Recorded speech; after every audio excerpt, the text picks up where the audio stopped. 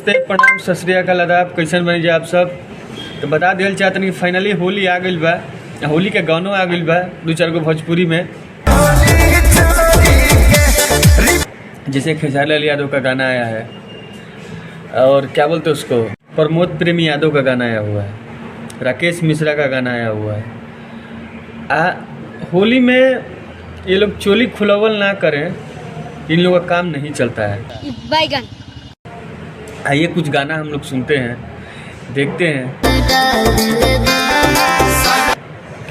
भोजपुरी में ऐसे ऐसे सिंगर लोग हमारे भोजपुरी को हैं जो साफ खराब करके रख दिए हैं। मेरी जबान टूट गई यार।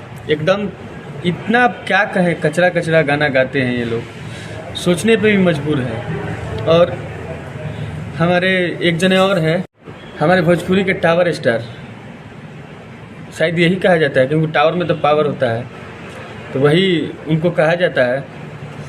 अरे भैया अभी वो भी बाकी हैं, अभी उनका नहीं आया। जब उनका आता है ना तो सबका बंद हो जाता है, बचता ही नहीं है किसी का भी, उसी इंसान का बचता है। और बता देना चाहते हैं कि